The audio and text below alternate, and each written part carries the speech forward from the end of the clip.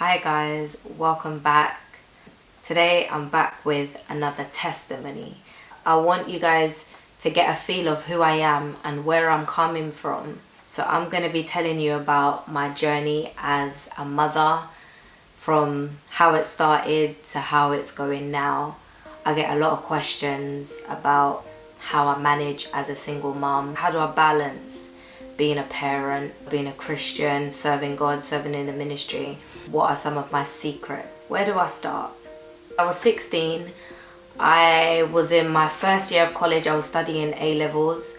I found out that I was pregnant with my daughter. I thought I was in love, childhood crush and all of that stuff. Like many 16-year-olds, you don't understand what love is, especially if you haven't experienced the love of God. You don't know what love is at the age of 16. There was a lot of other stuff going on in my life at that stage. Well, I would say going on in my head. There was a lot of things that led up to some of the things I went through as a teenager. I was a bit of a troublesome teenager. I went through some phases with my mom where I was in and out of the house. One minute I was living with my nan, then I was living with my dad. So I was kind of back and forth. But I put my mom through quite a bit of stress in my teenage years. I had already started smoking by the age 14. I had started smoking and drinking. I wasn't a stranger to parties either. I was getting served cigarettes in the shop in my school uniform. Obviously the laws and everything has changed now, but I looked a lot older for my age. When I told my mom that I was pregnant, I was very afraid. I remember, of all people, I knew there was no way I was going to tell my dad. I did not want to give my dad that kind of news, so I left my mom to break it to him. He wasn't happy. Daddy's little girl at the age of 16 was pregnant. His wife at the time was actually pregnant as well. Imagine that. Your wife and your 16-year-old daughter being pregnant at the same time. It was one big crazy mess. My dad was absolutely furious. He was so anti the pregnancy, but I already knew I was going to have my baby. He called me and he was screaming and shouting down the phone and literally telling me he's on his way to my house to pick me up and take me to the abortion clinic. After that conversation that day, I never spoke to my dad again for my entire pregnancy. I didn't actually see him until the day after I came out of hospital, and he came to visit me and he fell in love with his granddaughter. Even to today, he absolutely adores his grandkids. As a 16-year-old, like I said, at the time there were so many different things going on in my head.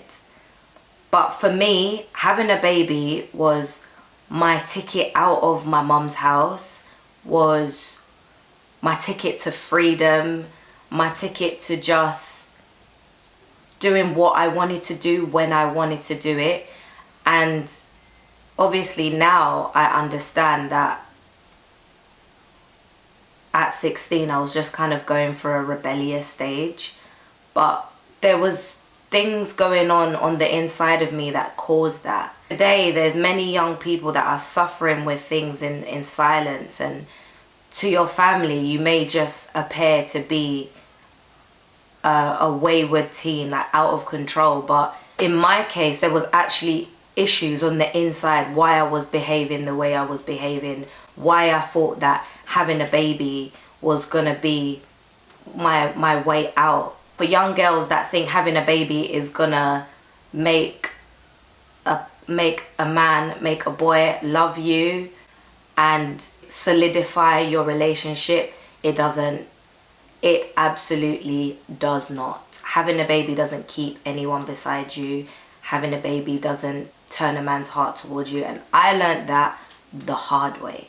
I think for me in that situation, the place where I was then mentally, I was looking for love in many places, and I thought that me having a baby was going to solve my life's problems. Having a child doesn't fix your problems. In fact, it causes you to kind of bury them even more, because you've got more responsibilities and more things to think about apart from yourself. So you will suppress all of those things just to channel all of your energy and focus into this child that you've brought into the world. In the long term, it does you more damage. But I was seeking for love in all the wrong places. I had Larea at 17, so I was still very young. I moved out of my mum's house and I moved into a mother and baby unit. That was my very first place away from home, and I tell you, it wasn't very much a home because everything was kind of just sandwiched into a box. I remember it was a small little single studio. I had a single bed. Literally I could sit on the edge of my bed and reach my arms out and reach the kitchen. So I had kitchen and everything to one side, washing machine, fridge, and then my own personal bathroom at the end of the room. So everything I had was like self-contained. But for me, that was everything. I was excited about embracing the new journey as a parent, my own independence, to be living in a home by myself. At the time, I thought I got what I wanted. So I was happy. I moved out my mum's house. I was paying my own bills and things like that.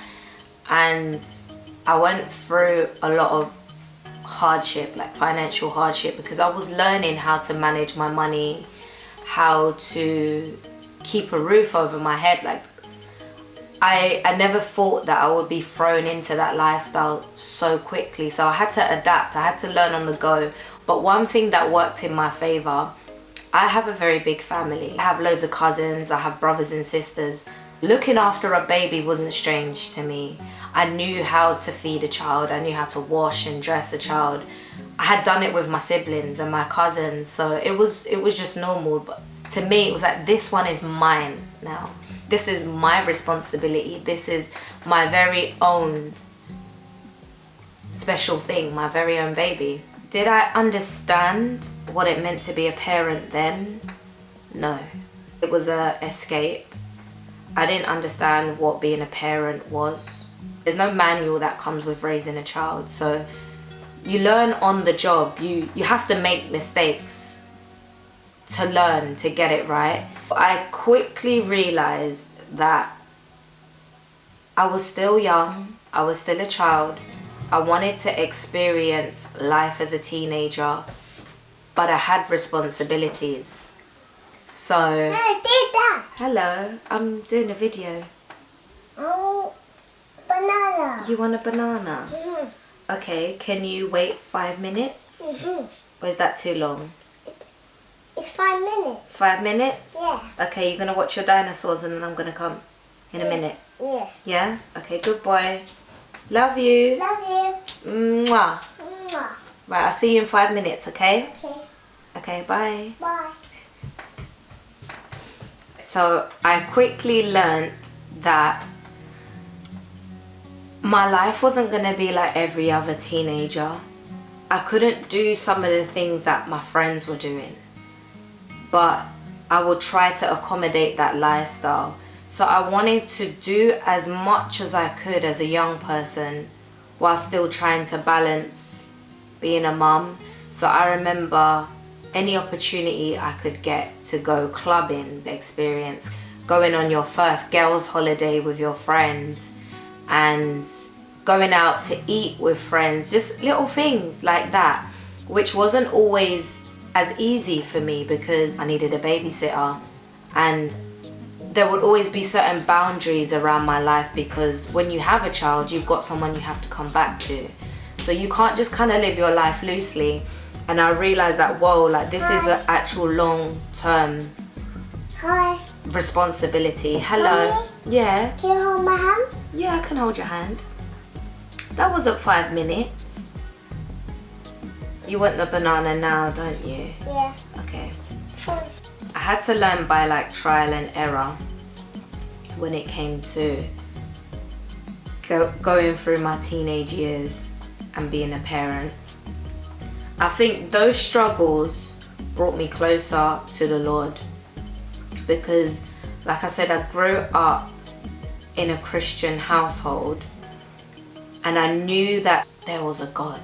As for having a personal relationship for myself at that stage, I didn't have one because I didn't understand. So not until I got to a certain phase where I had that encounter with Jesus, which I shared in my last video, that's when I really started to understand that there is something bigger than me. There is somebody that cares about me and is watching over me.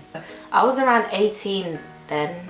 18, 19, because Lorraine would have been around 2 or 3. The first 3 years of a child's life is probably where you go through a lot of crushing, because children change as they develop and they go through so much changes. It forces you to change and adapt really quickly, and any kind of change that happens that fast can be really overwhelming. And that's how children are.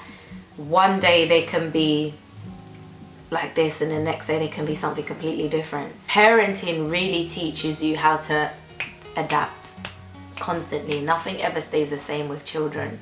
My struggles forced me to want to seek the Lord more, because that was my only hope. That was the one thing I knew that I could cling on to when things got really difficult. So fast forward, I'm jumping over things here because I want to keep it specific to being 16 and pregnant and my journey now, because when I had Jacob, I was in my final year of university. I had just come back to Christ after being backslidden for about a year. I lost the balance when I started studying. Before that, I had all the time in the world to kind of channel my time into spending time with the Lord, studying the Word. But I still didn't even understand the things that I understand now.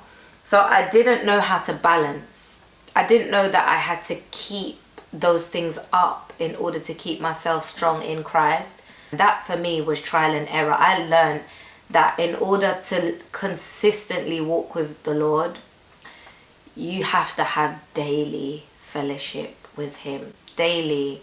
The minute your fellowship starts to slip, the minute you stop spending time in the Word, like everything can crush so quickly. And that's what happened to me. I started partying again, started smoking and drinking again, and it was really all just as a distraction to kind of get by. I found uni quite challenging. I was working while I was at uni, and I had Loraya at the time, so I have to drop Loraya off to Breakfast Club for 7:30 and then drive all the way to Docklands to get to my 9 o'clock lecture. Some days I will come back and I may have work in the late afternoon, or some days it will be work and then uni. So I had to juggle a lot of things, and I done the test and I found out that it was positive. That was the day that my dissertation was due.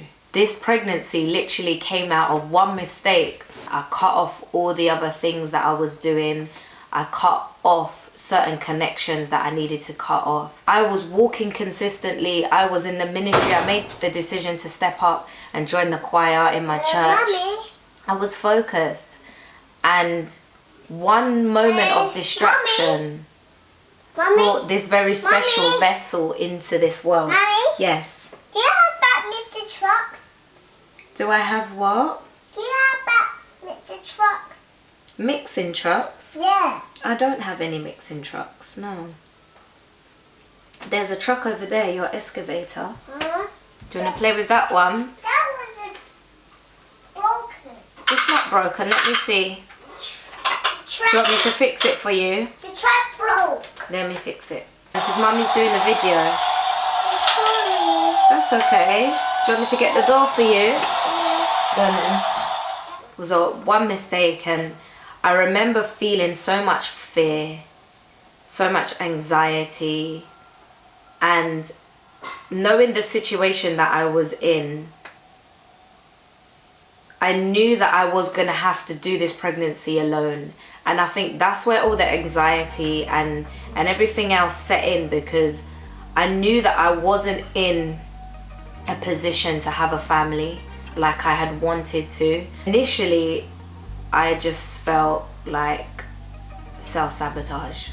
Like I've literally just sabotaged my whole calling, my whole destiny, just when I was getting back on my feet, just when I made up my mind that, you know what, Lord, I'm gonna do this for you, no more distractions.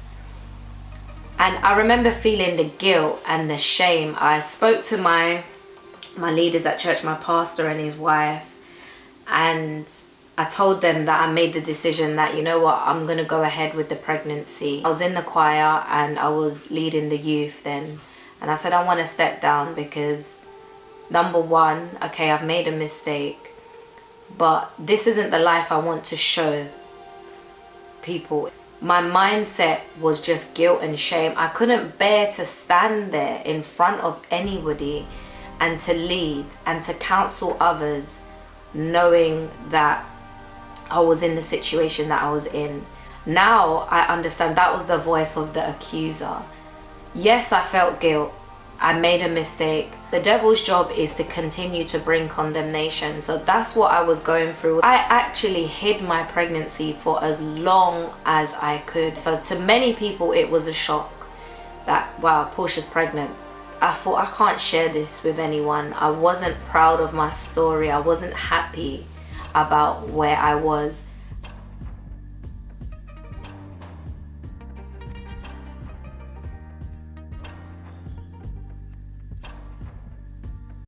For the purpose of this video, I might actually insert some old recordings where I actually sat my mum and my sister down and told them how I really felt about the pregnancy. These are some hidden gems that I've kept for a few years now. And I thank God for technology. I have the footage now. Oh, Portia, shut up. Wait, so Mum, what are you saying about this? No, seriously, what do you want me to say? Like, nothing more doesn't shock me anymore. It's just like... Why? Because you got, what, 3 or 4 baby dads? Do you want to slap, bro? Do you want to slap, bro? Do you want to slap, bro?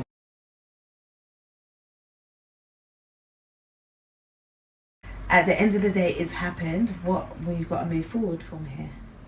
You can't stress about it. It's here. What are you going to do? Get depressed? What for? It's here. You can't give the baby away. You can't have an abortion. The guy's not interested.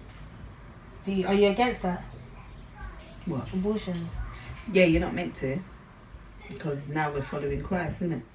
So you're not Like, meant to. I thought about it, but I don't know, I've been going over it and over it in my head. But I don't know if I could bring myself to do that. To all who don't know, Portia's pregnant. What? Why are you looking at me like that? Like, oh, why are you so calm? No, I wasn't expecting that. They say that when you get like pregnant and them things, that sometimes your skin can get nice and...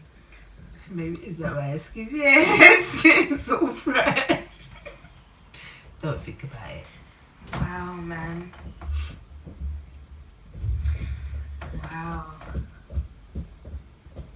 I'm happy though. Obviously, this ain't what I had planned for my life. Like, I was supposed to meet my husband, get married, There's no husband for now, love. have my child. Trust me, no husband ain't coming. I've got 2 baby dads. And You can't say that though. Just because you're gonna have 2 kids, that doesn't mean that, you know, somebody wouldn't take you with. No, I'm saying Ian took. Do you know what? I can't take this girl, you know. Ian took her. No, that's shameful. You think I don't feel shame? That's why I is feel that shame, though? This is a lot for me. Of course I feel shame. I'm in ministry.